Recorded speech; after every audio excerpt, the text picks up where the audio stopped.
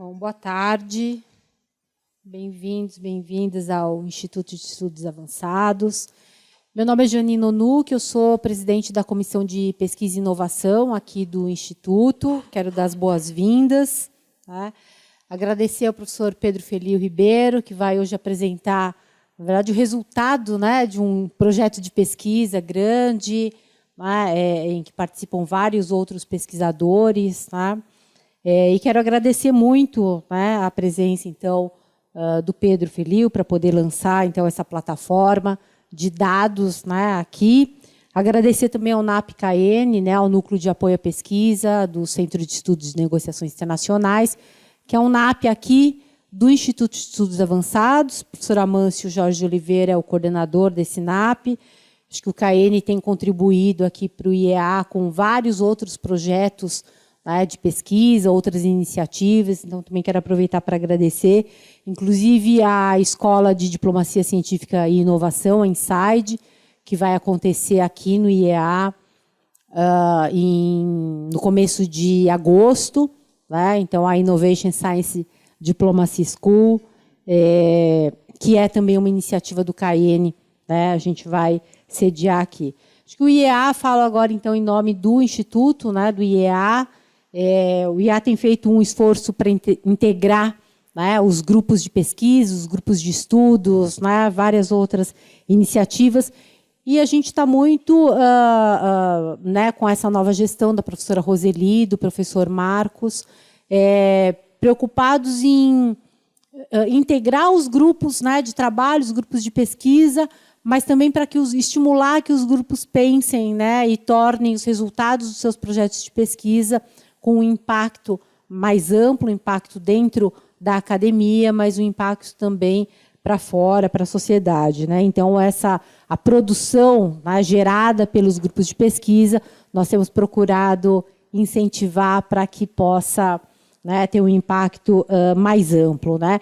E eu acho que essa iniciativa do professor Pedro Felio, o Pólen, tem uma contribuição bastante importante. A gente tem procurado também, né, pensar, né, o que os projetos de pesquisa do IEA têm contribuído para a melhoria e para o aperfeiçoamento de políticas públicas, né? E eu acho que esse projeto ele tem uma contribuição direta, né, para além da academia, né, na área de política externa. Então, quero muito agradecer ao Pedro e quero registrar, então, aqui a presença, né, além do professor Amâncio, que é coordenador do NAPCAN, do Tarso de Souza Ramalho, que é do Comando Militar do Sudeste, né, que representando o coronel Eduardo Migon. Muito obrigada, né, a gente sempre tem o apoio aí do Comando Militar.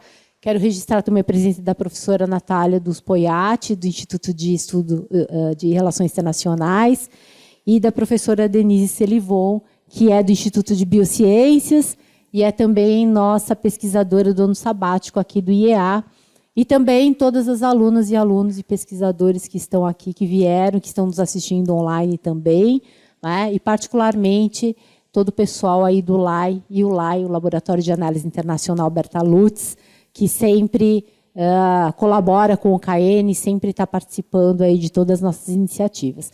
Obrigada, eu vou passar a palavra ao Rodrigo Lira, que é pesquisador do CAN, que então vai fazer a apresentação do nosso expositor.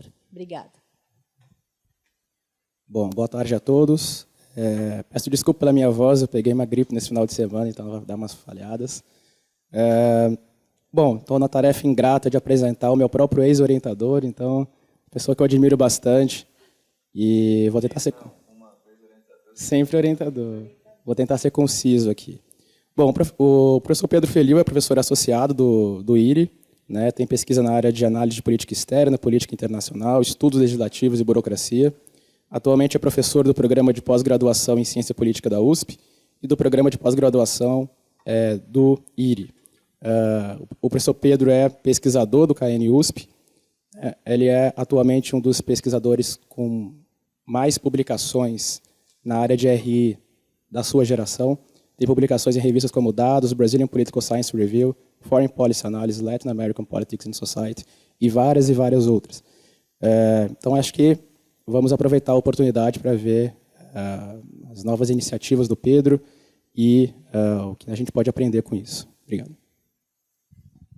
Bom, boa tarde, pessoal. Em primeiro lugar, muito obrigado, Rodrigo, pelo convite, pela organização do evento. Agradeço à professora Janina Onuck também, pela gentileza de ceder o espaço, de organizar, o professor Amâncio, que sempre colabora nas pesquisas, e principalmente o público aqui presente e também o público virtual. O que eu quero conversar com vocês hoje é trazer, expor, apresentar a vocês esse projeto que é o Política Externa em Números, que basicamente é um projeto de auxílio à pesquisa da FAPESP, e que ele tem como objetivo central, além de construir esse portal, o Pollen, que depois eu posso passar o endereço para vocês, ele vai aparecer ali embaixo daqui a pouco, ele busca sistematizar vários dados sobre a política externa. A gente sabe que o Brasil avançou muito em termos de transparência, então o governo brasileiro oferece uma boa quantidade de dados, mas eles precisam ser sistematizados. E a ideia central de sistematizá-los e disponibilizá-los de maneira agradável, amigável, de fácil acesso, é incentivar a agenda de pesquisa, de avaliação da política externa. Então, se a gente olhar de um modo geral, várias políticas públicas têm muitos instrumentos empíricos avançados de avaliação. Então, saúde, educação, nós acadêmicos sabemos muito bem, né? Nós somos quantificados por um número, H Index, as universidades são ranqueadas, e isso é compartilhado, minimamente consensual, internacionalmente. Então, se eu tenho índices muito claros para medir qualidade da saúde, da educação, isso não acontece na política externa. Então, do ponto de vista da agenda de pesquisa, que associa a política externa às demais políticas públicas, ela ainda fica como uma caixa preta, um pouco afastada desses mecanismos de avaliação. Então, recentemente, o Senado Federal e o Tribunal de Contas da União já incitaram o Itamaraty a desenvolver esses mecanismos. E eu quero discutir com vocês algumas dificuldades, algumas possibilidades e apresentar para vocês um resultado ainda preliminar de pesquisa que busca avaliar o impacto da abertura de uma embaixada. Então, essa seria basicamente a ideia central aqui dessa palestra. Então, o início dessa conversa é entender a relevância de se avaliar a política externa. Principalmente num contexto de um país em desenvolvimento, que os recursos são escassos, e muito mais escassos para fazer a política externa, vocês terem uma noção, o orçamento anual do Itamaraty dificilmente passa 5 bilhões de reais. Só a USP tem quase o dobro de orçamento anual. Então, são recursos escassos. Se a gente pegar a cooperação internacional do Brasil, ela sofre uma oscilação enorme, tem uma dificuldade de manter patamares de gastos significativos. Então, a gente entender o efeito do gasto em política externa, como que a gente pode avaliar a distribuição dos recursos nacionais na política externa, tem a potencialidade de melhorar, de otimizar a utilização desses recursos. Então, onde abrir uma embaixada? Vale a pena ter mais embaixadas ou mais consulados? Quantos diplomatas eu distribuo ao redor do globo? É melhor ter mais diplomatas em Brasília para processar as informações ou é melhor eu distribuí-los em embaixadas? A gente pode, por exemplo, comparar o modelo mexicano com o brasileiro. O México tem o mesmo número de consulados e embaixadas, 80 mais ou menos. O Brasil já tem o triplo de embaixadas quando comparado a consulados. Aí você entende o porquê isso acontece. O México tem uma política externa voltada para comércio e investimentos. Então, mais vale, por exemplo, eu ter um consulado grande em São Paulo do que uma embaixada enorme em Brasília, nesse sentido. Então, são várias questões que a gente tem pouquíssimo conhecimento sobre. O Itamaraty produz poucos relatórios extremamente qualitativos sobre a sua atuação, sobre suas representações diplomáticas. Então, a gente carece ainda da construção de instrumentos para poder avaliar a política externa brasileira. E a ideia aqui é começar, na sistematização de dados, buscar um instrumento empírico que a gente possa estabelecer um objetivo mensurável da política externa, estabelecer metas e formas de acompanhamento desse objetivo. Então, esse é um primeiro aspecto sobre a distribuição dos recursos nacionais. Então, a pergunta é como distribuí-los? Qual a melhor forma de otimizar esse orçamento para atingir, basicamente, projeção internacional? Então, essa é a ideia central. O problema, entre outros tantos da política externa, é que eu tenho uma dificuldade muito grande de estabelecer qual que é o objetivo dela. Se vocês pegarem os documentos oficiais da chancelaria, são objetivos sempre muito vagos, de difícil mensuração. Então, uma proposta que a gente tenta começar a elaborar aqui no Política Externa em Números é trazer o clássico modelo input-output das políticas públicas, que é quanto eu gasto e quanto eu recebo, para começar a instruir modelos mais básicos da política pública para a política externa. Então, os inputs, a gente basicamente recolhe todos os gastos do Brasil no exterior. Então, basicamente, pelos gastos ministeriais, federais, você chega ali numa conta razoável de quanto que o Brasil gasta fora das suas fronteiras. E, do ponto de vista do output, eu vou mostrar para vocês o índice de política externa, que foi criado por Rodrigues, Urdines e Oliveira, inclusive o professor Amâncio é um dos coautores desse artigo, que eles buscam, formulam uma forma de você sintetizar num único índice distintas dimensões da política externa que nos permitem avaliar se ela aumenta, diminui, se mantém estável, e daqui a pouco eu vou mostrar para vocês esse índice.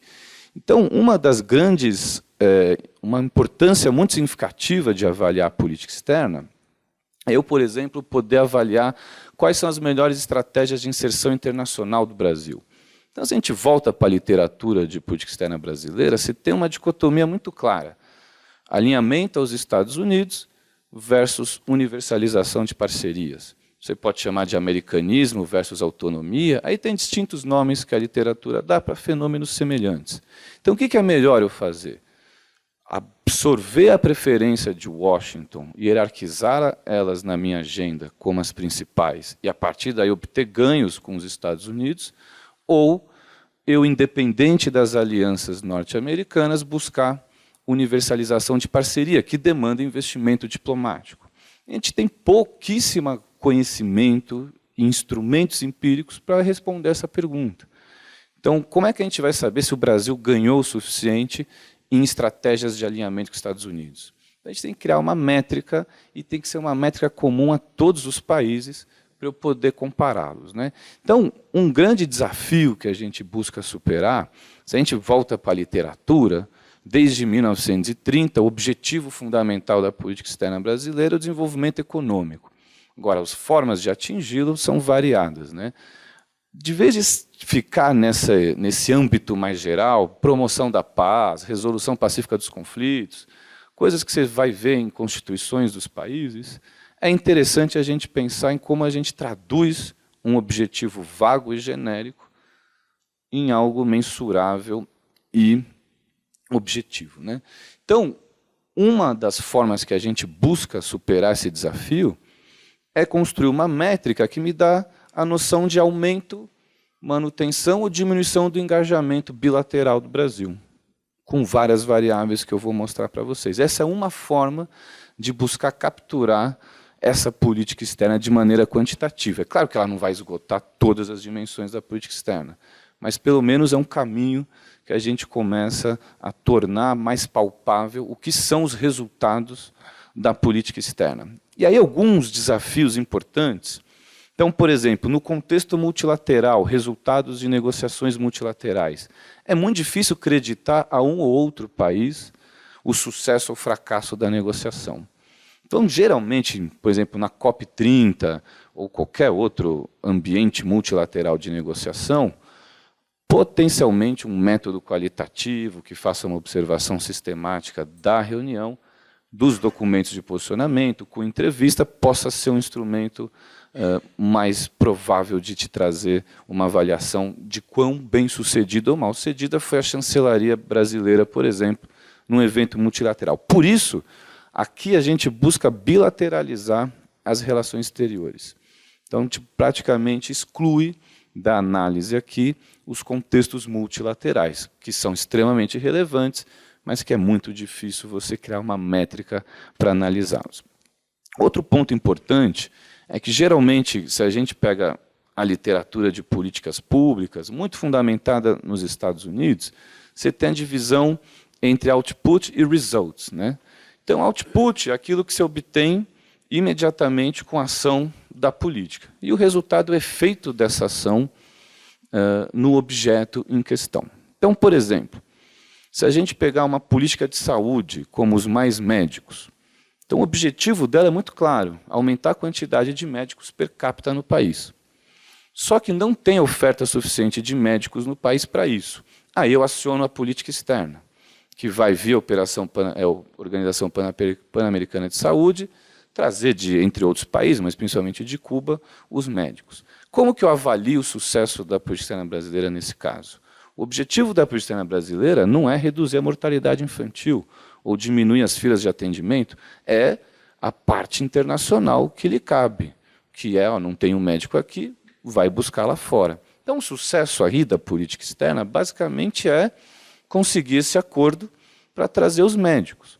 Então, em geral, quando a gente observa a política externa, ela nunca tem um objetivo em si mesma.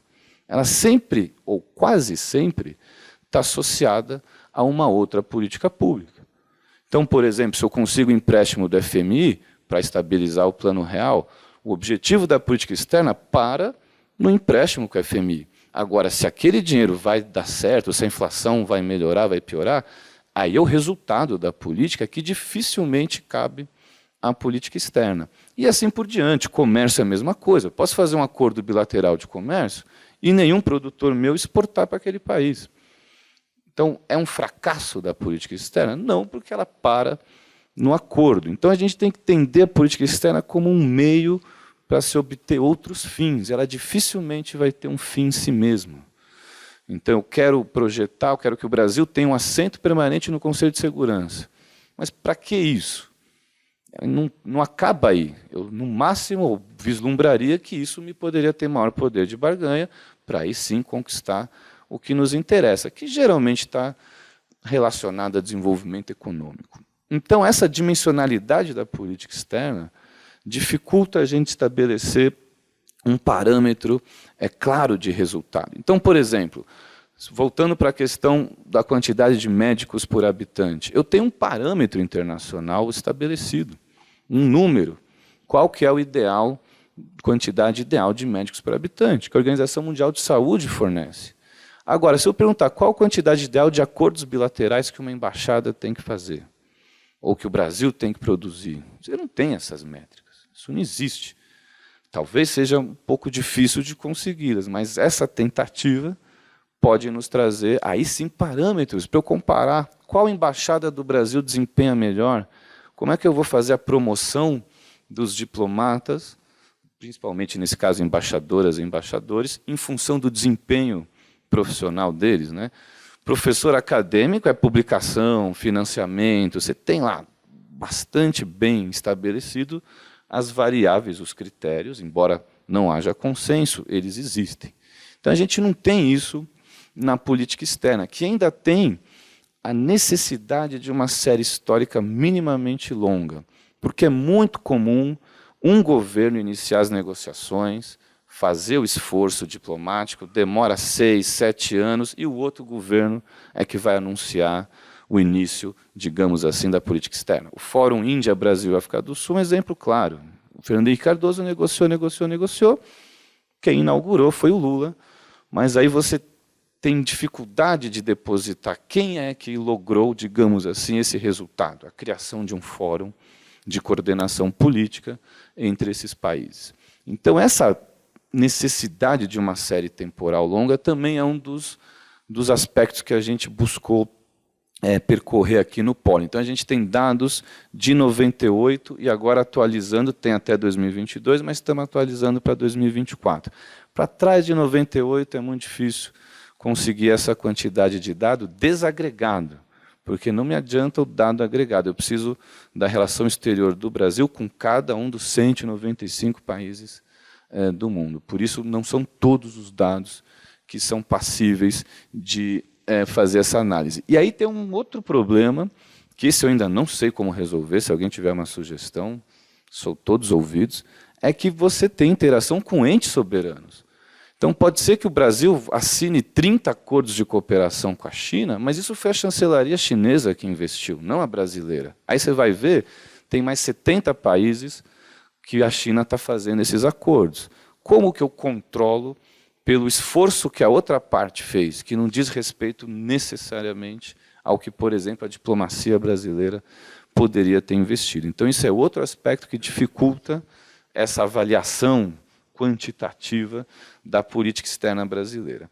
Então, o primeiro aspecto que eu queria mostrar para vocês, seguindo a produção do Índice de Política Externa do Rodrigues Urdines Oliveira, de 2019, é criar um objeto. Então, como eu posso quantitativamente descrever a política externa? Então, da mesma forma que eu consigo descrever o índice de açúcar no sangue, eu quero saber se eu consigo descrever, criar uma métrica para dizer isto aumentou o engajamento bilateral ou diminuiu. Isso significa mais ou menos em termos de produção, de output de política externa. Então, para fazer isso, a gente conjuga 10 variáveis, que vão pegar distintas dimensões do engajamento internacional do país. Então, a gente usa comércio, exportação e importação, usa os dados de convergência em organizações internacionais. Então, não só a Assembleia Geral da ONU, o grau de similaridade dos votos do Brasil, com 195 países do mundo, mas também se o país apoia ou não as eleições dos candidatos brasileiros no FMI, no Banco Mundial, se o país participa dos mesmos arranjos regionais e extra-regionais, né? Por exemplo, o BRICS seria um caso de um arranjo extra-regionais, a gente pega a quantidade de acordos bilaterais, as viagens presidenciais, que aqui a gente avalia como resultado da política externa, mas não como input, isso é uma questão também a ser discutida. A tendência, e aí essa é a justificativa de usá-la como output, é que o presidente viaja já quando está tudo acertado, quando está tudo adiantado. Então, é quase como uma conclusão daquele aumento de engajamento entre ambos os países. Recentemente, o Lula acabou de voltar do Japão. Antes dele chegar no Japão, está tudo investido, as embaixadas já fizeram todo o trabalho, deixaram tudo certo, então a viagem pode ser vista como resultado também da política externa. Então, a gente pega essas 10 variáveis e usa uma técnica bastante comum na construção de índices, que é uma análise fatorial. Na nossa análise fatorial, todas as variáveis sobreviveram aos critérios relevantes, só que ela nos trouxe 5 dimensões que passam de autovalores maiores que 1, que é um marco da literatura para você considerar a dimensão relevante.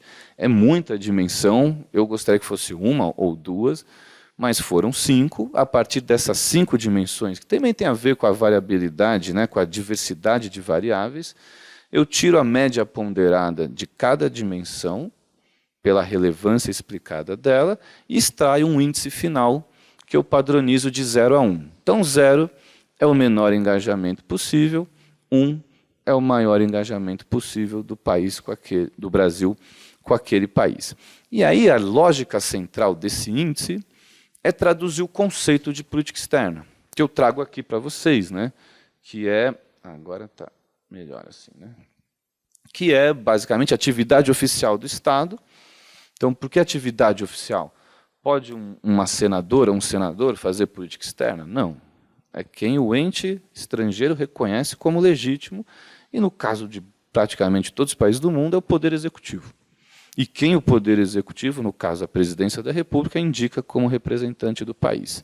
E a parte mais importante, que é o que limita os gastos, os inputs e os resultados, é que tem que ser para fora das fronteiras nacionais, né? Então, por exemplo, é comum na literatura norte-americana eu dividir política externa, política de defesa e política de comércio. Justamente porque a política externa seria essa parte para fora das fronteiras mesmo. Então, compra de material bélico, estruturação, é para dentro da fronteira. Se algum país reagir a isso, aí vira política externa a reação do país, mas não necessariamente a política de defesa, por exemplo. Então, aqui, a gente quer medir tudo que o país faz, conquista ou engaja fora das suas fronteiras nacionais. E aí eu mostro para vocês, não sei se vocês vão conseguir enxergar, como que esse índice varia ano a ano. Então, se a gente pega a interpretação da literatura brasileira, o que a gente percebe? Guerra Fria acaba. Então, o Brasil volta, nos anos 90, com a crise da dívida externa, a se alinhar aos Estados Unidos, até o segundo mandato do FHC, que a coisa muda. Então, no segundo mandato de FHC, que é a partir de 98, que é onde começa o dado, a gente começa a perceber o efeito do investimento diplomático na diversificação de parcerias. Olha só, 2000, 2001, reparem no continente africano, como ele começa a ganhar uma relevância que vai até o final do mandato do Lula II, um pouquinho da Dilma, e depois volta a desaparecer por completo da agenda. Então, por exemplo, aqui a gente consegue perceber quais países estão aumentando ou diminuindo a relevância no engajamento com o Brasil.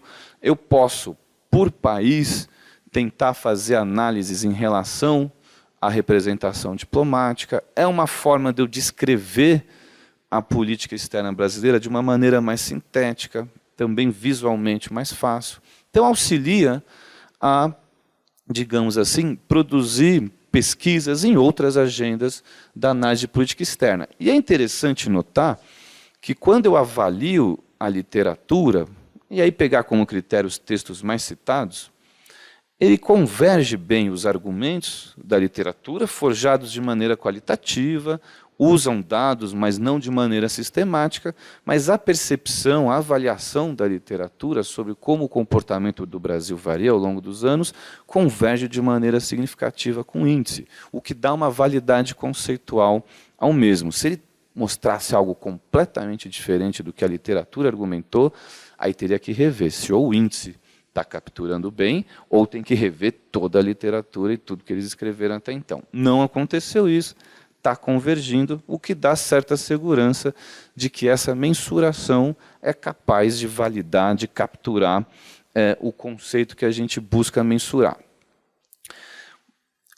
Um exemplo que eu quero trazer aqui para vocês sobre como eu posso usar esse índice e outras variáveis para avaliar a política externa quantitativamente, é o tema da abertura de embaixadas, né? Quando eu seleciono temas mais específicos, isso é comum na área de saúde, de educação também, eu tenho maior facilidade de estabelecer qual que é o objetivo fundamental da política. Se ela fica mais abrangente, o objetivo também fica mais abrangente. Então, no caso de uma abertura de embaixada, o que eu posso esperar de uma abertura de embaixada? É razoável esperar mais acordos bilaterais? É razoável esperar maior aproximação em organizações internacionais, maior quantidade de investimento, mais visitas presidenciais, entre outros elementos? Aí é possível que sim. Claro que, às vezes, eu posso abrir a embaixada porque as relações diplomáticas aumentaram e a embaixada vem como consequência do aumento de engajamento e não como causa. E aí é isso que a gente vai tentar testar nesse estudo. Então, eu trago esse primeiro gráfico aqui só para mostrar o contexto, né? Então, o Brasil, de 2002 para frente, principalmente no Lula I e no Lula II, ele fez uma política agressiva de expansão de representações diplomáticas. Então, o Brasil criou mais de 50 embaixadas no período. Hoje, o Brasil é o 10º país do mundo com o maior número de representações diplomáticas. Esse eu considerar só embaixada. Se eu puser consulado, a conta fica um pouquinho diferente. E não foi só o Brasil. A Turquia fez isso, a África do Sul fez isso, a Índia, o México, num dado momento, fez isso. E começou a discussão pós-Dilma sobre a efetividade dessa abertura de embaixadas. Então, o que o Brasil ganha abrindo essas embaixadas? Quanto ele gasta, a gente tem lá no portal do Pólen, do portal da transparência, quanto gasta em cada representação diplomática.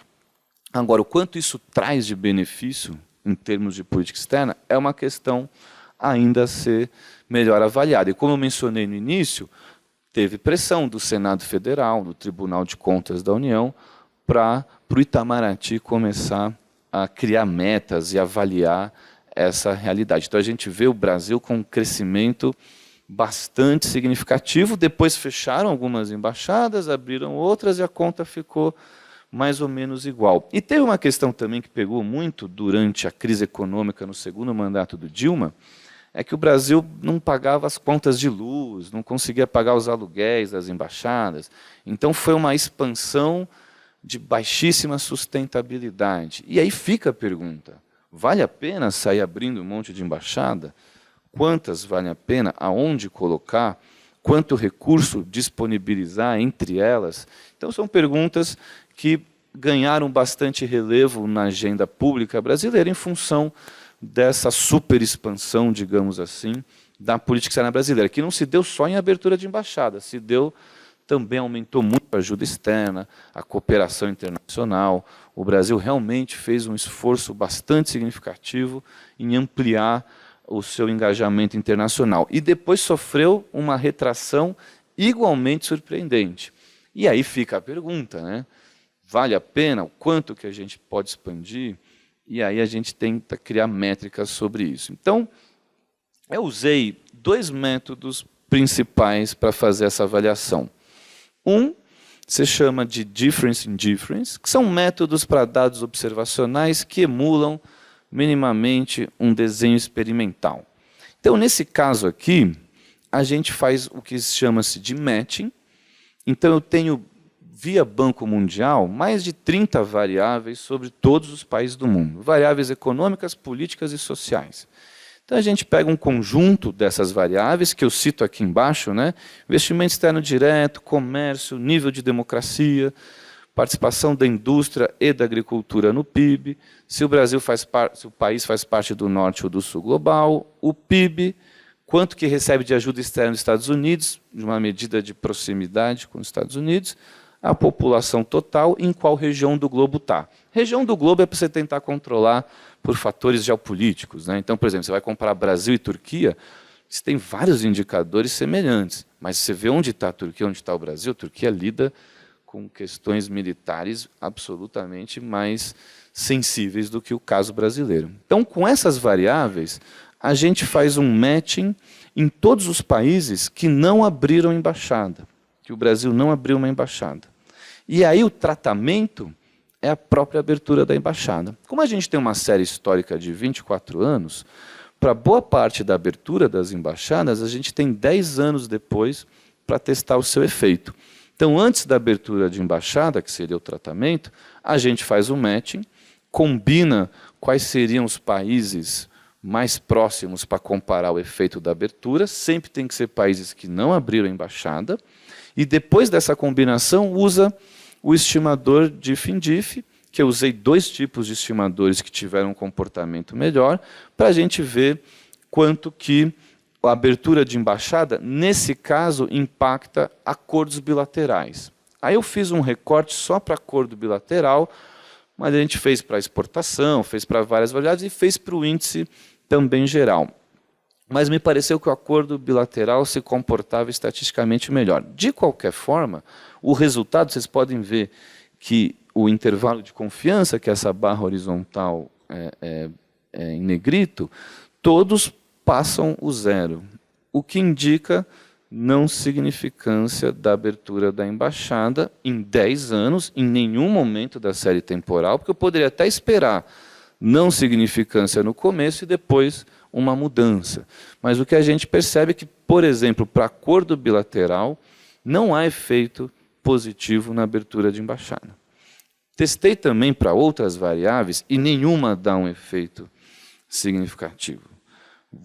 Agora, também é sempre uma questão, quando você não acha o resultado, de voltar para o método, voltar para as variáveis e ver se não está faltando alguma coisa. Eu imagino que se eu dialogasse, e no dia 30 de abril vou ter essa oportunidade, que a gente vai fazer um evento que a gente convidou, um ministro do Itamaraty que aceitou discutir com a gente a avaliação de política externa, é evidente que eu imagino que uma resposta razoável e coerente do Itamaraty seria a parte qualitativa, né?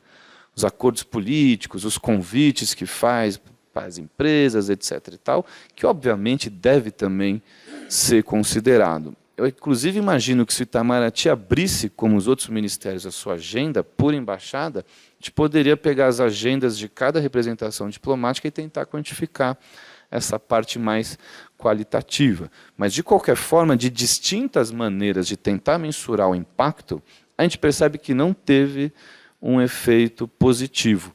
E o Senado Federal fez também um estudo, não desse tipo, mas tentando avaliar o impacto de abertura de embaixada, e chega na conclusão que não tem relevância também. E aí fica uma questão, né? Vale a pena ficar abrindo várias embaixadas? É melhor ter uma embaixada satélite para vários países? Como que a gente distribui esses recursos? À primeira vista, esse resultado corrobora a percepção de superexpansão da política externa, que seria o quê? Uma expansão para além das suas capacidades. E, portanto, mensurar o quanto que o Brasil deve e pode expandir, pode evitar, por exemplo, essas grandes retrações que sofremos nos últimos 10 anos. Também outra forma de eu mensurar, de eu tentar avaliar o impacto da embaixada, aqui eu faço no âmbito geral, né? É um painel, tanto que eu uso um match para séries temporais, para time series, então é um painel grande, com 193 países, mas também eu posso usar o controle sintético e tentar avaliar embaixada por embaixada. Então, o controle sintético tem a mesma lógica do DIF-INDIF. Então, nesse caso, eu estou pegando a abertura da embaixada do Cazaquistão em 2006. Né? Então, como que eu faço isso? Eu pego a mesma base de dados que eu mencionei a vocês, com as variáveis bem semelhantes que eu apresentei a vocês, e eu uso todos os países que não têm embaixada brasileira e pego um pedacinho de cada ele para construir o país sintético. Nesse caso, seria o Cazaquistão sintético, que é essa linha pontilhada. Então, eu consigo comparar. E aí, no eixo vertical, é o índice de política externa. Vocês percebem que ele varia de 0 a 1. E eu aqui pus de 0 a 0,35. Porque se eu usar a escala, aí é aquela ideia de torturar os dados, né? Se eu usar a escala total, fica tudo achatadinho, você não vê nada. Mas ainda vou comentar que não tem também relevância aqui no controle sintético. Mas eu peguei 2 casos. O do Cazaquistão, com o índice de política externa, que ele deu um ensejo de que, ao momento que abre a embaixada, em 2006, ela sobe mais do que o Cazaquistão sintético. Então, essa diferença entre o Cazaquistão real e o sintético é o que me daria a relação causal, digamos assim, do impacto da abertura da embaixada, aí sim, no índice de política externa, que são aquelas 10 variáveis que eu demonstrei. Outro país que funciona também é a Tanzânia e a Geórgia. Os outros 47 não funciona nada, mas nem esses funcionam. Porque quando eu faço o teste placebo, você percebe que não tem uma diferença clara, nesse caso aqui do Cazaquistão, com os demais. Então, também tende ao mesmo resultado de conclusão de não ter um efeito significativo aí no índice geral. E eu peguei, só para vocês verem, o caso da Geórgia, que eu mencionei, para exportação, que era onde o Senado estava preocupado, o TCU, todo mundo só quer saber de comércio, né? Que é também mais objetivo, mais palpável. E aqui você percebe uma relação curiosa, né? A Geórgia sintética se comporta muito parecido à Geórgia de fato, abre a embaixada, explodem as exportações brasileiras para a Geórgia, em comparação com o que seria a Geórgia sintética. Mesmo no teste placebo, esse caso já fica um pouquinho mais significativo. Então, a ideia também depois é, pós-teste quantitativo, e qualitativamente ver o que aconteceu na Embaixada da Geórgia. Qual que é a diferença da agenda dessa embaixadora ou desse embaixador em relação aos demais? O que foi feito aqui que o comércio aumentou e que potencialmente em outros que poderia aumentar, não aumentou. Então, também essa é uma forma de eu fazer um estudo localizado. Eu posso também pegar embaixada por embaixada, e é claro que desenvolvendo isso com mais discussão, mais aprimoramento, até pode-se vislumbrar o Itamaraty usar isso como critério de ascensão profissional, de distribuição de recursos, de manutenção ou fechamento de embaixada, entre outros fatores. Mas ainda assim é uma agenda em construção. Eu não mostrei para vocês o uso do DA Analysis, que o Rodrigo usou no doutorado, porque ainda tem alguns problemas que eu preciso resolver, mas a ideia também é comparar os presidentes ano a ano. Então, eu somo tudo que cada presidente gastou e vejo o que cada presidente ganhou, e eu posso tentar estimar a eficiência diplomática por mandato presidencial. Esse vai ser o terceiro estudo que eu vou fazer com esses dados. Mas, basicamente, era isso que eu queria apresentar a vocês. Depois eu convido vocês a entrarem no link pollen.iri.usp.br. Se vocês tiverem qualquer sugestão, estão mexendo nos dados, acharam um erro, tem alguma questão, fiquem sempre muito à vontade de retornar para mim, porque isso vai estar sempre em construção. Vou estar sempre alimentando, arrumando os dados, mas pretendemos, em breve, chegar com uma métrica precisa, bem feita, para avaliar a política externa. E é importante mencionar que a academia tem essa responsabilidade. É importante ser fora, independente do governo, esses mecanismos de avaliação, cujo objetivo central é aprimorar nosso engajamento internacional e melhorar os resultados da nossa política externa. Agradeço muito a atenção de vocês e fico aqui à disposição. Obrigado, Pedro. O professor Amâncio agora vai comentar, mas antes dos comentários, para quem está online, nós aceitamos questões no e-mail iearesponde@usp.br. Tá? Então, iearesponde@usp.br, para quem estiver online, para quem estiver presencial, claramente, depois das falas do professor Amâncio, a gente abre também. Obrigado. Pedro, eu queria, antes de tudo, te parabenizar pelo índice e pelos impactos potenciais que esse índice e o trabalho de vocês pode gerar, não só no campo da pesquisa, mas também de políticas públicas, e também pelo fato de se reunir um time excepcional, assim, uma turma de muita capacidade, e liderar esse processo, que eu tenho certeza que vai ter bastante desdobramento nessa linha. Eu queria fazer um comentário muito breve sobre o tema da accountability em política externa e como é que você vê o índice gerando impacto do ponto de vista da discussão. Porque, normalmente, eu acho que você começou a introduzir isso, a accountability em política externa parece ser uma das mais baixas de todas as políticas públicas, vamos dizer assim. Não é? Isso dá, por um lado, um grau de liberdade grande, porque você não faz continha, etc., então você tem margem de manobra política, etc., o que é positivo, mas, por outro lado, também não gera a percepção de ganhos que traduza politicamente esses ganhos, inclusive do ponto de vista eleitoral. Né? Você diz, olha, essa política é boa, legal, então eu consigo diferenciar o bom governante, bom partidos, boas propostas de política externa. Então, acho que, nesse sentido, um índice dessa maneira, você passa a ter um processo de accountability. Eu não sei como é que a Itamaraty vai reagir, eu estava brincando com ela ali, porque parece que você quer tirar o sossego do diplomata, né? Gera aí o resultado, qual é o resultado, etc. Eu acho que eles não vão gostar, o almoço vai ter que ser encurtado. Mas eu acho que a discussão, vamos dizer, política disso é interessante, mas também a parte da questão da accountability, perdão, é porque são valores de fato pequenos, né? Então você não gera, olha, isso não vai gerar um impacto social amplo, etc. Mas do ponto de vista metodológico, eu queria uma reflexão sobre completar as variáveis. Até na origem dos indicadores a gente não vê investimento, né? Na base original e, portanto, na sua também, eu acho que dá para complementar esse investimento. Mas quando você faz essa mensuração do ponto de vista empírico e pegar só acordos comerciais, talvez você perca, por exemplo, matchmaking, startups e coisas privadas, que eu não sei exatamente como você pode mensurar, mas dá para mensurar, tá certo? Quando você olhar ali no setorial, o que é que a atividade diplomática pode ter gerado em termos de negócios, efetivamente, independentemente de instrumentos de acordos oficiais, etc.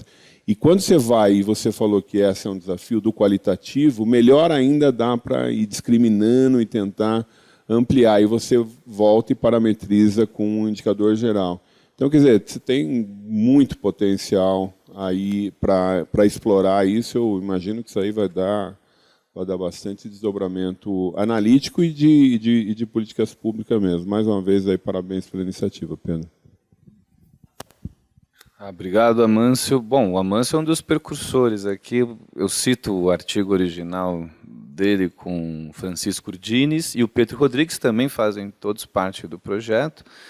E, de fato, ninguém quer ser avaliado, né?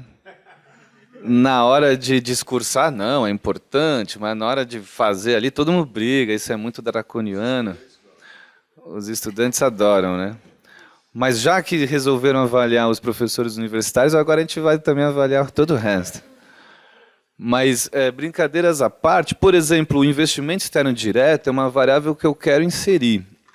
E não é difícil. Tem para o Brasil tanto o que ele exporta e o que ele recebe de investimento externo direto, mas eu tenho, assim, quando a gente põe comércio no índice, ele come quase que 20% da variância total do índice. Se eu puser investimento externo direto, esses dois já vão dar uns 60%. E tem muito investimento externo direto, aliás, o comércio também tem esse problema, que não tem nada a ver com a política externa. O Brasil tem minério de ferro, vêm as multinacionais extrair minério. Então, como que a gente separa, como você falou, né? A embaixada, geralmente, o que ela faz? Ela dá o start, né? Ela faz o convite, ela põe potenciais pessoas que farão os negócios em contato, né?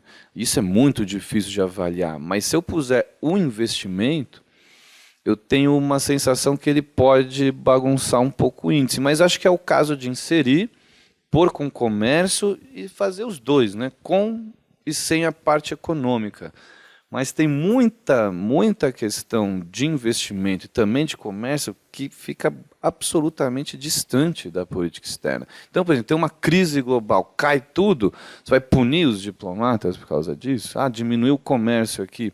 Tá, mas o outro país parou de crescer, está em crise. Sim, você tem uma econometria já de modelos sobre investimento e comércio que eu acho que eles são melhores do que incluir aqui na política externa, mas eu acho que tem que pôr o investimento externo direto. Eu prefiro, e eu estou atrás disso e ainda não consegui sistematizar, são os empréstimos. Eu acho que o empréstimo é política externa e vem direto, a grana chega, só que é muito órgão multilateral.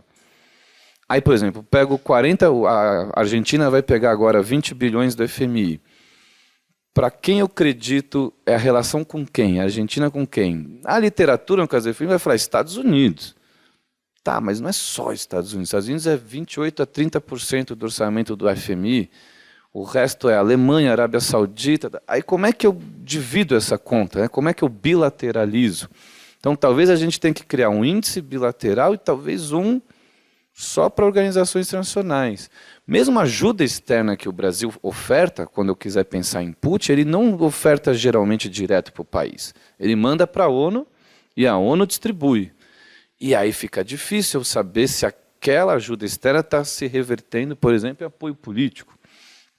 Então essa é uma conta que eu ainda não sei como fazer e talvez fazer três medidas. É que como é que precisa complexificar, a gente perde a simplicidade. Mas talvez uma só econômica, mas que aí a gente teria que controlar com as variáveis da economia internacional, para não acreditar a diplomacia efeitos que não tem nada a ver. Talvez outra multilateral e essa que é a que a gente começa, que vocês começarem e eu estou dando prosseguimento, que é a bilateral. Talvez essa seja uma forma. Na multilateral tem vários, e aí o professor Amâncio tem também agenda sobre isso, é análise de decisão, né? Em contextos de muitos atores, você pode dar pesos aos atores, talvez por aí a gente tenha uma forma de traçar cenários e mensurar, digamos assim, sucesso ou fracasso na arena multilateral.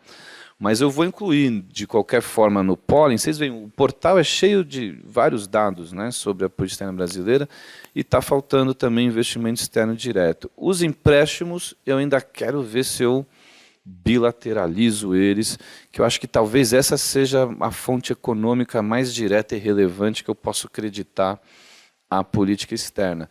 E eu acredito que o Itamaraty já não é muita escolha, né? Já tem pressões dentro do governo federal, aí eu citei o Tribunal de Contas da União, mas principalmente também do Senado, do Itamaraty também entregar, como todos os outros órgãos públicos precisam entregar, meta, resultado, relatório. Então, o Itamaraty sofre essa pressão e talvez a academia possa auxiliar, né? Fazer essa conjugação governo-academia para buscar formas mais precisas, né, de fazer essa mensuração.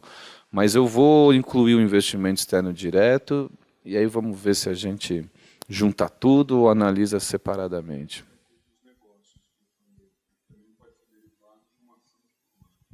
Isso é também importante, né? Quer dizer, como é que eu acesso a agenda de cada embaixada?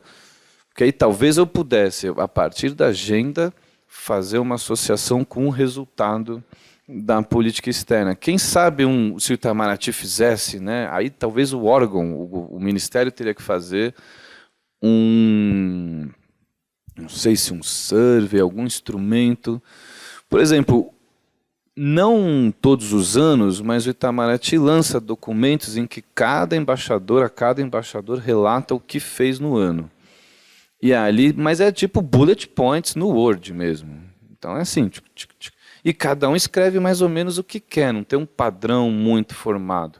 Mas ali você vai ver reuniões empresariais, etc. e tal. Talvez por aí e pela série temporal a gente consiga instrumentalizar, né, do qualitativo para o quantitativo. Mas possivelmente essa parte vai ter que pegar casos e expandir a agenda também qualitativamente. A entrevista, aí esses mecanismos tradicionais podem ser bastante úteis. Mas seria um resultado perfeito conseguir chegar nesse nível, né, de avaliação, né, que nem tem na saúde. Vocês já viram o DataSUS, por exemplo? É um projeto maravilhoso. Você pega cada unidade de saúde, você vê quanto que atendeu, quanto que demorou, quanto que está a fila, quanto que tem isso, quanto tem de média. Você consegue, de fato, avaliar com bastante precisão granular, né, a política de saúde. E eu acho que a política externa dá para se aproximar um pouquinho disso. Pelo menos não deixar ela tão fechadinha na caixinha, né? Começar a abrir essa caixa e ver o que sai de dentro. Microfone para o pessoal. Bom, pessoal, está aberto então a temporada de questões. Quem gostaria de fazer a primeira pergunta? Fala, por favor, se apresenta o nome e em seguida fala. Tá funcionando? Tá. Boa tarde, meu nome é Bruno Campos, eu estou terminando o mestrado aqui no IRI, em Relações Internacionais, sou orientando do professor, então, enfim, já estava semana passada conversando também sobre o índice. Professor, eu só ia fazer mais ou menos um comentário que foi mais ou menos um pouco que a gente também estava conversando recentemente, que era um pouco esse impacto econômico. Porque, assim, pelo menos nos dados que eu já, né, tanto que eu estou usando para o meu mestrado, um dos índices que vocês reuniram, a principal dificuldade que eu encontrei em tentar mensurar e também na minha pesquisa é que, assim, 2015 2016 que a gente tem um impacto muito grande no quesito econômico, até que ponto, como você comentou nessa última fala, colocar a responsabilidade nas embaixadas, né, nesse desempenho, por exemplo, se tem um impacto na importação ou exportação. Mas, da mesma forma como o engajamento político é difícil de mensurar, 2020 e 2021, para mim, acho que é o maior desafio porque tudo parou. 2020 e 2021 você tem a pandemia, assim, pelo menos o que eu vi nos dados, assim, num ponto de interesse, mas também em outros principais países. Importação e exportação cai, praticamente, de todo mundo, só que boa parte desses acordos e boa parte de certas atividades comerciais retomam em 2022 e parece que, pelo menos a minha aparente hipótese, é que os dados ficam um pouco represados. Como se em 2022 o Brasil aumentou o comércio com todo mundo de uma vez. Assim. Enfim, a minha pesquisa especificamente é no caso de Israel, fica a impressão que em 2022 esses dados ficam meio represados e até que ponto, então, como a gente consegue mitigar esse impacto da pandemia para esses dados? Acho que essa é a minha pergunta e também o comentário geral. Obrigado. Obrigado, Bruno. Eu acho que o melhor desenho é o comparado. Porque se a pandemia afetou o Brasil, a relação bilateral, afetou de todo mundo, né? Então, por exemplo, aqui no pólen, e eu quero fazer para a China também, a gente construiu, na mesma lógica desse aqui, um índice de ganho com os Estados Unidos. Então, se eu comparar que cai todo mundo na pandemia, por exemplo, o que ganha dos Estados Unidos materialmente, aí eu vou no relacional. Quanto que eu perdi em comparação aos demais, né? E aí eu posso ter uma medida mais precisa disso, né? Então, no seu caso, você pode pegar o comércio de Israel com os outros países e ver se o do Brasil cresceu mais ou menos, ou se está basicamente muito próximo do movimento total, aí você percebe que não tem nada de especial do ponto de vista diplomático ali. Mas se sai um pouco do resto, né, cresce relacionalmente ou diminui em relação aos demais menos ou cresce mais, aí eu acho que você consegue perceber. Que eu acho que isso é uma vantagem aqui, né? Quando você pega sistematicamente 195 países, você tem essa noção relacional muito clara, né? Então, se eu cito só especificamente, aumentou muito com a África do Sul, com a Índia, não sei o quê, mas se eu vejo que aumentou com todo mundo, ou aumenta com todos os parceiros dos Estados Unidos, ou da China, ou relacionar isso, eu acho que eu consigo medir melhor. Então, a ideia é ir para o comparado. E se eu tivesse esse mesmo índice para vários países, aí sim eu ia conseguir fazer uma comparação bem mais precisa e colocar o Brasil mais precisamente dentro de um critério, né? Então, se eu pegar de todos, se tivesse esse índice para todos os países, eu posso dizer o que é mais, o que é menos, o que seria uma meta razoável para o Brasil, posso pegar uma cesta de países e falar, eles estão desempenhando assim. Isso na economia é muito comum, né? Se a gente pensar, a economia desenvolveu já todos esses instrumentos. PIB, inflação, não sei o que, está tudo, e é consensual. Né? Você pode ter distintas metodologias e tal, mas não vê paper falando, por que você está usando o PIB para mensurar a riqueza dos países? Né? O IDH também é outro desses índices que avançou muito e permite comparar. Né? Então, eu acho que a ideia central é comparar. Então, se todo mundo caiu na pandemia, quanto que o Brasil caiu em comparação aos demais? E aí eu consigo ter, acho que, uma medida mais precisa, né, que incorpora essas variáveis sistêmicas, como uma pandemia, que é absolutamente incontrolável do ponto de vista da política externa ou da chancelaria. Né?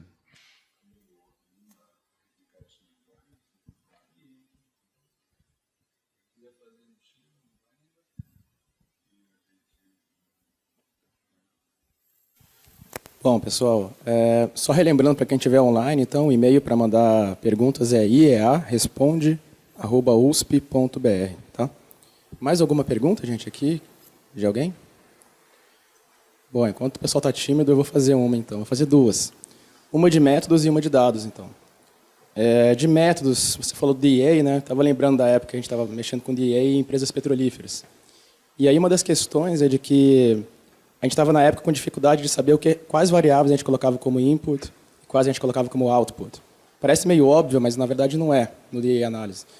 E aí uma coisa que o Pedro falou para mim na época foi, olha na literatura. Vai na literatura e vê que os economistas, porque a maioria são economistas que mexem com DEA, né? Vê que os economistas usam como variável de input e output, sei lá, número de empregados de petrolífera, sei lá, produção de gás e tal. E aí eu fico pensando, como o que você está fazendo é inédito, de usar DEA para a política externa, até onde eu sei, você não vai conseguir usar a literatura para saber se a variável é input e output. E aí eu queria saber como é que você vai lidar com esse trabalho de convencimento. Então, essa é a primeira pergunta. E a segunda, sobre dados, puxando um pouco de sardinha, né, para a pesquisa de cables diplomáticos, em relação a se você vê alguma maneira de usar os cables diplomáticos também, no sentido de, por exemplo, ver embaixadas que têm pouquíssima troca de comunicações com Brasília, por exemplo. Se isso pode entrar como um índice de eficiência. Então, embaixadas que têm muitos diplomatas, mas que basicamente não reportam nada. Ou reportam muito pouco de embaixadas que têm poucos diplomatas. Se isso poderia ajudar também no trabalho. Obrigado. Obrigado, Rodrigo. Na questão do input e output, realmente vai ser uma tarefa convencer, né? Vamos ver os pareceres quando eles voltarem. Mas eu basicamente uso como input gastos em reais. Todos os gastos ministeriais, porque no portal da transparência você tem uma diferença de gasto, que é se ele é em território nacional ou no exterior. Então, eu filtro os do exterior e falo, isso aqui é gasto em política externa. Só que o problema é que, para eu pegar onde cada ministério...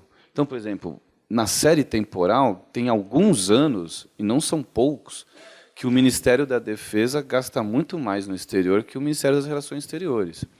Tem alguns anos que o Ministério da Saúde gasta mais que o MRE. E a Fazenda sempre gasta mais, porque a Fazenda é que paga as organizações internacionais, tem ali uma divisão assim de gasto. Então, o que eu faço é somar tudo. Só que se eu quiser saber para qual país foi, eu tenho que entrar documento por documento que a API do Portal da Transparência não me permite pegar. Então, eu estou somando por ano todo o gasto federal em política externa. Esse é o input. E o output é o índice de política externa. Quanto que aumentou no engajamento. E aí eu faço uma medida agregada do índice. Então, esse, por exemplo, é um índice que, se eu agrego ele tende a ficar bem achatadinho, né? Porque o problema é o seguinte, eu posso ter triplicado com Angola minhas relações e ter diminuído com o Chile. E aí, no final, vai dar quase que a mesma coisa na média final, né? Então, esse é um índice que eu tenho que... O ideal, o melhor de usar dele é desagregado. O valor dele, fundamental, é pelos 195 países. E esse acho que é um desafio para fazer o input e o output, como você perguntou. Eu fiz um só de gasto diplomático. Então, peguei os salários e o custeio das embaixadas. Mas é muito pouco para pensar em política externa, né? Esse dá para fazer e fica, digamos assim, mais lógico, coerente. Mas, ainda assim, ele é insuficiente em termos do gasto total, do investimento total em política externa. E ainda tem uma boa parte, bem mais da metade do que o Brasil gasta no exterior, ele gasta via organizações internacionais. E isso também gera uma dificuldade muito grande de fazer essa mensuração. Mas, por isso, eu tenho pegado Brasil ano, todos os gastos no exterior por ano, e aí eu pego uma medida de tendência central do índice de política externa e aí uso o DA por ano, né?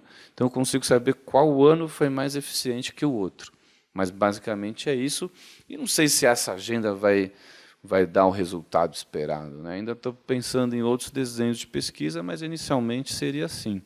E a segunda pergunta, desculpa, Rodrigo. Sobre os cables diplomáticos para medir engajamento de embaixada ou... Pois é, eu pensei nisso, você no doutorado fez uma pesquisa com os cables diplomáticos, é interessante. Tem uma questão que você falou que varia, né? Sem dúvida, mas tem um mínimo que eles são obrigados a mandar, né? Então, assim, teria que pensar uma forma de qual que seria a validade do dado. Então, uma embaixada que manda 70 cables, ela é mais ativa, eficiente, como a que manda 10 cables.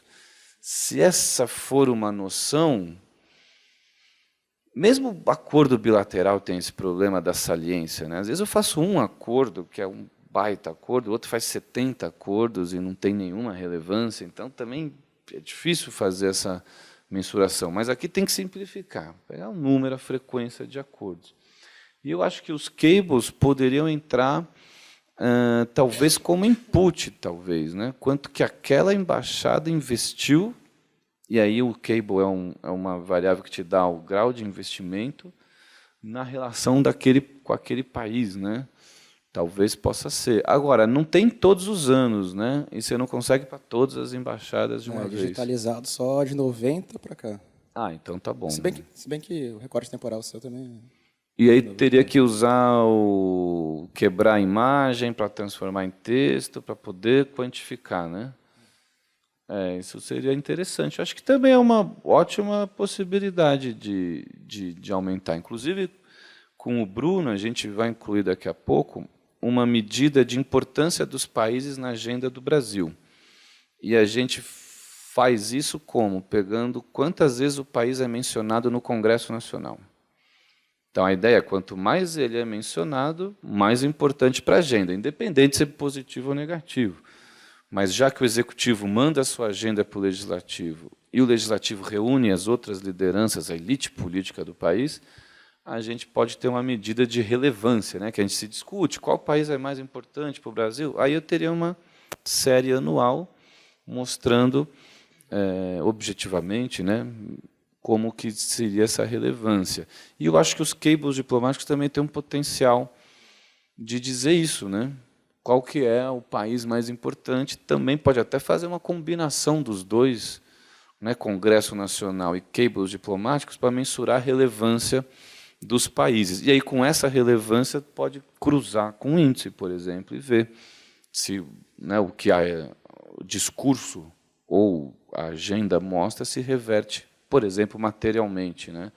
Mas depois a gente vê se inclui os cables, eu acho que é uma boa sugestão. Mais um quadradinho de dados aí para o pólen. Você pode fazer em parceria, né? Outras equipes, ir agregando variáveis e fazendo com vocês, porque por isso que eu digo o potencial de coisa. Eu só não entendo, Pedro, e aí passo a palavra para a plateia, por que viagem você não coloca como investimento, como expressão da interação? Me parece que é muito claro que, sobretudo temporalmente prévio a algum fenômeno, é muito claro que é investimento, né? E outra coisa, sobre investimentos, mais uma vez, você tem acordo de investimento que eventualmente permite investimento naquelas condições para aqueles países. Então, eu não sei se eu acho que é tão business-oriented assim os investimentos, não tem a ver. Eu não acho, não. Eu acho que pode ter uma relação muito direta. Bom, você já está convencido de investir em investimentos? Estou convencido. Não, eu concordo, Amâncio. E, de fato, até acordo bilateral, assim, tem um acordo bilateral, tem os trilaterais e tem os multilaterais. Também é outro ponto que precisa pensar como inserir essa diversidade toda. Mas você tem razão, os acordos de investimento podem... E aí, viagem presidencial como input e output. De fato, acho que dá para fazer bons argumentos para os dois lados. A gente inseriu como resultado de política externa e não investimento, porque geralmente, e aí tem uma literatura sobre viagem presidencial que faz essa argumentação, inclusive uma que eu achei super interessante é comparar as viagens nacionais com as internacionais dos presidentes. Porque tem presidente que viaja mais, ponto. E tem presidente que não, que aí você vê se a agenda internacional é tão relevante, você consegue fazer umas comparações. E eles dizem o seguinte, geralmente a viagem presidencial é o último do último observação ou ação que você vai ver na política externa. Então, antes, o país te aceita o convite, antes você tem as equipes já programando. Então, se vamos supor, a gente quer fazer uma viagem presidencial para o Japão. Começa lá atrás. Se lá não dá certo, esse acordo a gente não vai assinar, Mercosul, Japão não vai dar certo, a viagem não acontece. Então, frente a essa percepção, mas a gente pode também testar, né? Como os dados estão todos abertos, é fácil, tira a viagem presidencial, pode pôr no modelo como input.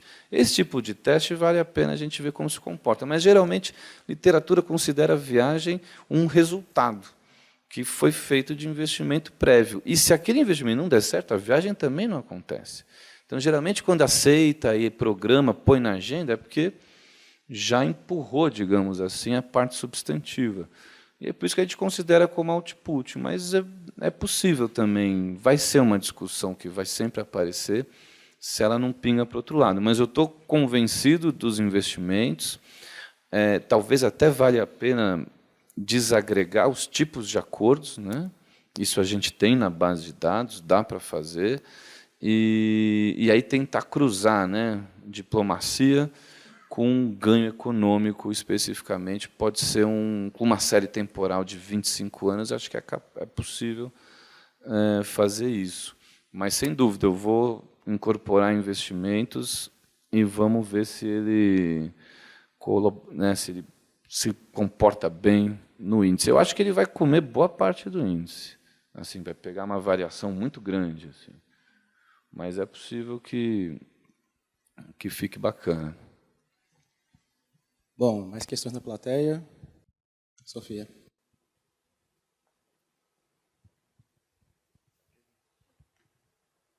Boa tarde, meu nome é Sofia, sou mestranda no DCP com a professora Janina. E, pelo que eu entendi, antes desse slide você tinha apresentado algumas variáveis mais gerais, e aí depois... Não, aí já foi bem específico, que aí você determinou exatamente qual você usou, mas ali no começo apresentou assim, 10 variáveis. Comércio, convergência em OIs. E aí, quando eu vejo comércio, arranjos regionais, extra-regionais e acordos bilaterais, isso me deixou um pouco intrigada, no sentido de que são 3 variáveis que se misturam muito, elas se sobrepõem. Então, quando a gente fala de comércio e arranjos regionais e acordos bilaterais, o quanto que, por exemplo, quando a gente olha acordos de livre comércio, eles não envolvem também os arranjos regionais e extra-regionais. E, por exemplo, se acordos bilaterais estamos falando só de uma questão econômica ou se contam um memorando de entendimento em matéria de direito humano, em matéria de tecnologia ou transferência de tecnologia, educação, coisas assim, se isso contribui positivamente ou não para o índice que está sendo analisado. Acho que era isso. Obrigada. Obrigado pela pergunta. São todos os acordos de todos os temas, mas só os bilaterais. Eu não pus os multilaterais, porque é difícil saber com quem que está aumentando o engajamento. E os trilaterais eu ainda não incluí, mas eu estou pensando em contar 2 vezes. Então, se é Brasil, Moçambique, Japão, põe um para o Japão, um para Moçambique. É uma possibilidade, mas são só os acordos bilaterais. E os arranjos extra-regionais, então, por exemplo, o acordo Mercosul-Japão, vamos supor que ele vire e seja assinado. Essa parte eu também excluo dessa análise, porque eu não sei se foi Argentina, Uruguai ou Paraguai que promoveu, ou que dificultou. Às vezes o acordo não sai porque a Argentina está travando, ou não sai. E aí fica mais difícil mensurar qual que é o papel ou sucesso, digamos assim, do Brasil. Então, tem esse desafio, que aí eu considero o Mercosul multilateral, né? Por ser mais de um país. Vai ter a entrada da Bolívia, já está quase tudo acertado, mas ainda não formalizou. A Venezuela está suspensa. Mas esse tipo de acordo, eu ainda preciso pensar numa forma que eu imagino que seja separada de inclusão nessa mensuração, né? Mas, de qualquer forma, a expectativa, e é por isso da análise fatorial, é que essas variáveis estejam covariando, né? Que elas estejam bem associadas. Se eu puser variáveis que são muito independentes, aí a tendência é criar mais dimensões ainda e ficar mais difícil de chegar num resultado final. Mas, principalmente por conta do mercado comum, essa questão do Mercosul, inclusive, foi a mesma pergunta que o parecerista da FAPESP mandou no relatório parcial. Fez exatamente esse questionamento. Eu nunca tinha visto isso, aprovado, mas tem que responder um negócio. E eu tenho que responder isso do Mercosul. E aí, infelizmente, eu já tinha respondido isso no texto, falando, eu vou tirar tudo que é multilateral. Mas o parecerista também, como você, falou, isso aqui tem que ser melhor explicado. Então, acho que o melhor é incorporar esse multilateral como uma segunda vertente. E aí eu não sei ainda como é que eu vou fazer. Acordos do clima, segurança, Conselho de Segurança, né? Aí Mercosul. A grande dificuldade desse multilateral é eu depositar em quem o sucesso da política, né? Então, por exemplo, a gente vê no Mercosul, União Europeia, um esforço enorme presidencial da chancelaria brasileira, mas que eu não sei se eu consigo traduzir isso quantitativamente, né? E é difícil saber se aquele acordo foi destravado pelo Brasil, pelo Paraguai, pelo Uruguai, ou até pelas outras partes, no caso, europeias, né?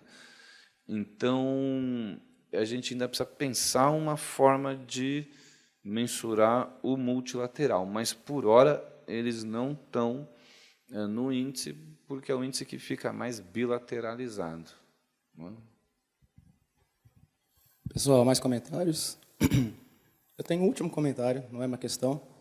Há umas 2 semanas atrás veio uma professora da Croácia, no KN, e ela apresentou, ela não falou de eficiência, mas ela estava comparando o engajamento nas redes sociais de diferentes embaixadas europeias. E aí ela basicamente estava contabilizando postagens no Facebook e engajamento, comentários que as pessoas faziam depois. Aí comparava a Alemanha, França, Espanha e tal, viu que a Alemanha e França são muito mais, digamos, eficientes do que a Espanha e do que outros países europeus. A Itália. Ela não fez nenhum método inferencial, ela só contabilizou. Mas, enfim, aí eu fiquei pensando se a rede social entraria de alguma maneira nisso e se, como se uma espécie de eficiência das embaixadas, ou seja, de posts nas redes sociais e de engajamento que elas recebem disso. No caso dela, ela estava querendo medir soft power. Então, assim, quanto maior engajamento para ela, mais soft power tinha aquela embaixada. Então, tinha a sessão de cinema da Embaixada Alemã em Brasília, tinha não sei o quê. Putz, a Espanha não faz isso. Então, seria uma espécie de mostrar trabalho da embaixada também. E é só um comentário, não é uma questão, mas a gente pode discutir depois também. K-pop. Isso é bem interessante. Na literatura, tende a chamar esse braço de estudo de diplomacia pública, né? Que aí tem questões de branding, de imagem do país, etc., e tal, reputação. E aí, eu acho bem interessante o que ela fez de rede social. É uma medida interessante, vai te dizer alguma coisa, mas eu chutaria ou investiria mais em avaliar a reputação do país na mídia estrangeira. Que aí também tem vários problemas. Os países pagam também pelas reportagens, aí vai saber se está pago ou não está pago. Mesma coisa também em rede social, se é robô. Tem lá umas técnicas para identificar se é robô, não é robô, se não sei o quê. Mas eu acredito que buscar mensurar a imagem do país é uma boa, e aí eu talvez combinaria rede social, mídia, e aí que precisaria de mais grana, survey de opinião, né? Que essa é a forma mais canônica da literatura medir a imagem de um país, é survey, perguntando para os outros países, né? E aí, o que você acha de mim? O que você acha de mim? O Japão faz isso bastante. Tem ministérios de relações exteriores que pagam esse tipo de pesquisa. Aí eu acho que seria mais preciso, né? Porque você fica independente do veículo midiático ou das especificidades da rede social. Mas, de qualquer forma, se a gente vê na Holanda, muito na Austrália, no Reino Unido, eles têm vários mecanismos de avaliação de política externa. E uma delas é a diplomacia pública e essa difusão, né? Mas, se você volta para a literatura, você tem clássicos de avaliação, que é se a organização internacional está cumprindo seu objetivo. Então, a OMC está liberalizando o comércio? Não está. O OMS deve dar. O Reino Unido condiciona a contribuição deles às organizações internacionais a uma avaliação da sua efetividade. Então, eles vão decidir, vamos tirar dinheiro do OMS, não vamos aumentar aqui. Eles usam uma mensuração, mas ninguém torna isso público. Eles só mencionam em documentos, você não acha a metodologia, os dados, eles não abrem. Mas é bastante comum nesses países. O México faz isso também, de tentar avaliar imagem, reputação. Eu acho que é um bom investimento. Mas ela deve usar as contas oficiais, né, do país, da chancelaria do país. E aí tem que ver também a independência de produção, né? Imagino que as embaixadas estejam muito uma hierarquia muito abaixo da capital ou do quartel-general central, e aí teria que avaliar um pouco. Eu, em geral, não sou muito animado com rede social no geral, assim. Por quê? Você mostra, tem muita pesquisa que compara pesquisa eleitoral em rede social e as tradicionais de amostragem probabilística, e as diferenças são gritantes, né? Você tem muito viés na rede social. Então, o viés de participação ele é muito violento. Então, mais da metade dos usuários de rede social não postam nada, não repostam nada, são voyeurs, né? Estão lá olhando o negócio, mas não participa de nada. E E esses que postam tendem a ser dos extremos, né? Quando você faz a escala ideológica. Então, por isso que às vezes você olha a rede social e fala, nossa, vai todo mundo se matar. Mas não, é porque só os extremos que ficam lá postando, querem postar não sei o quê. E aí tem milhões de estratégias, né? De bot, de não sei o quê, que aí começa a ficar também difícil. Mas eu acho que combinar vale a pena. Mas está cada vez mais difícil, né? A gente extrair.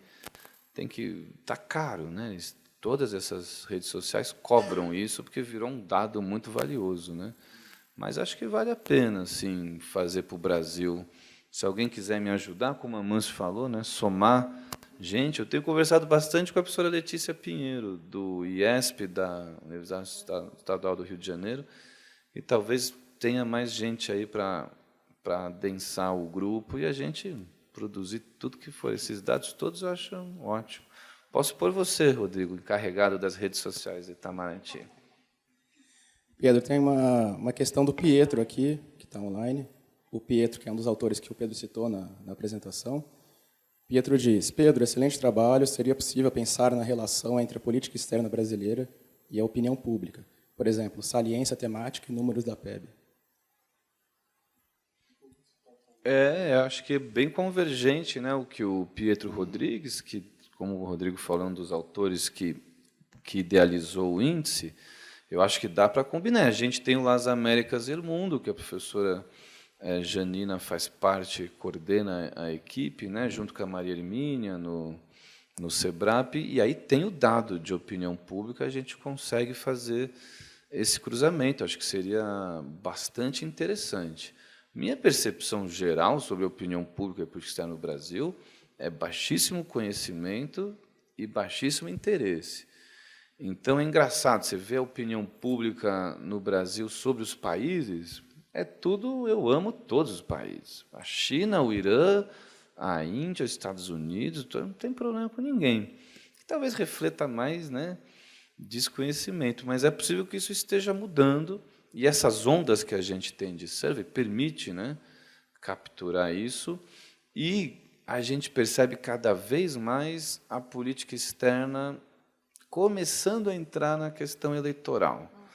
Não sei se vocês acompanharam recentemente, o Senado entrou na briga da guerra comercial, então já se posicionou suprapartidariamente, o que era bastante esperado, mas você começa a perceber movimentações nas lideranças partidárias investindo em política externa. E um pouco disso nos debates eleitorais. Aí eu acho que começa a mudar a chave, aí talvez rede social, as pesquisas de opinião pública vão dar uma ótima medida de como que o público recebe, né, as ações de política externa.